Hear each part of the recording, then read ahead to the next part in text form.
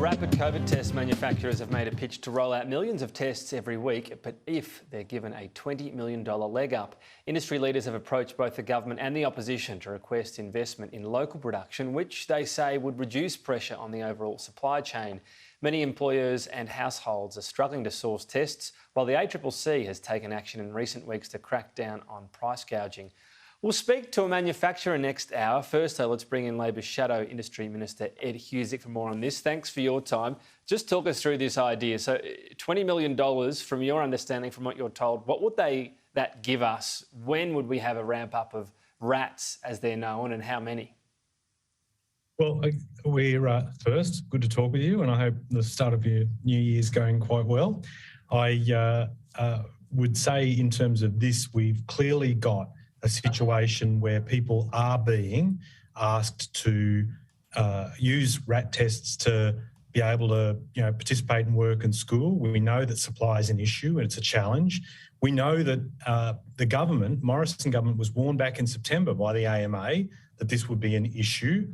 And we've seen now those type of problems as a result of the neglect of the Morrison government. We've got these shortages and constraints and calls now to chip in the amounts that you mentioned before, the 20 million, to be able to provide additional supply. We're looking forward to meeting with industry to get a sense too about the way in which the funding can help boost local supply. Labor has a National Reconstruction Fund with a specific focus on medical manufacture, which, if we're elected, we would want to work with industry to ensure that the problems that we saw early in the pandemic, when it was hard to get masks and hard to get ventilators and knew that supply issues were going to be a challenge, and yet neglected by the Morrison government, overcoming that and making sure we have access to the things we need, really critical, and we need to be able to learn the mistakes of this pandemic and ensure that people can get what they need when they need them. We do have some companies making rats already here in Australia, but most of them are exporting because they still don't have approval from ATAGI. Does ATAGI need a rocket underneath it? Because it's taking a long time, seemingly, to approve these. Well, it's the case, bizarrely, I think, for a lot of Australians that are scouring chemists and supermarkets and the like, trying to find these tests. When they hear that these tests are manufactured here, but you're more likely to get them in parts of the US or Europe, they will absolutely be staggered to know that. And again, we needed the government to have a lot of energy and focus on this to ensure that we had supply locally. I understand that it's the TGA that is tasked largely with responsibility for ticking these off. But having said that, it's not, I think it's too convenient for the Morrison government to point a finger at the TGA. There are a lot of the firms that have been saying that they've been wanting to do this, to manufacture locally. We've seen some of the biotechs say that they believe that the government's response has been lacklustre and disappointing, to use their words. Like, for example, Atomo Diagnostics has made that point very clear. Again, this is the same issue with the Morrison government. They're told that there's going to be a problem. They ignore the problem. They make an announcement claiming they'll solve the problem, and the announcement doesn't solve it. We've seen this time and again. You can say the government should ultimately be responsible. But does that mean if you become minister in this area, would you be looking at this approval process and say this sort of delay, particularly when it's an urgent issue like this, even if you can get an interim approval, this delay just isn't acceptable?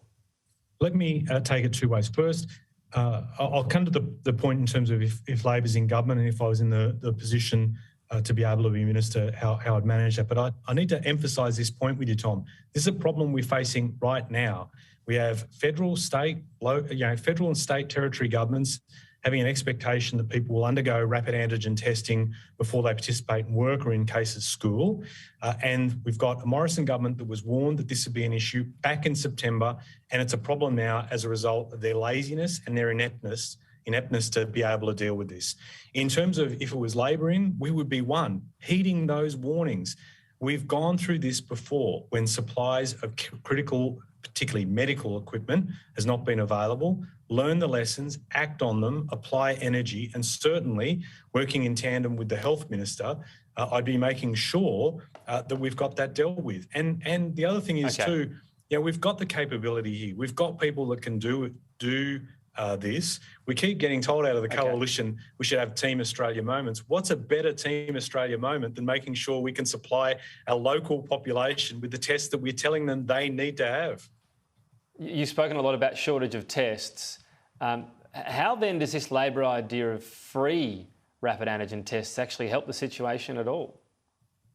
Well, I think people have been alarmed that having been told by governments they need to go and get testing, then finding it's hard to get them. And then when they do find them, seeing the pricing that's there, we should be able to ensure I mean, all the vulnerable Australians have been given a free stockpile. The demand's the issue here, surely, not cost for the people outside that 6 million. Well, I can tell you from approaches made in my part of Western Sydney, there are some concession holders, card holders that are finding it difficult to get those tests. And there are others that are saying that they're very expensive. And really, we should have had like what other governments have looked to do, which is to have national stockpiling occur. The suggestion has been in terms of national stockpiling so that we can have governments better manage this.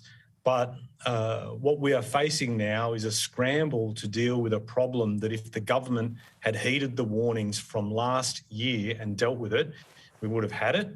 And if they'd lived up to some of that, we wouldn't necessarily have to scramble to these type of responses now. Got to leave it there. I'm sure we'll talk to you between now and the election campaign. Ed Husic, thanks for your time. Thanks, Tom.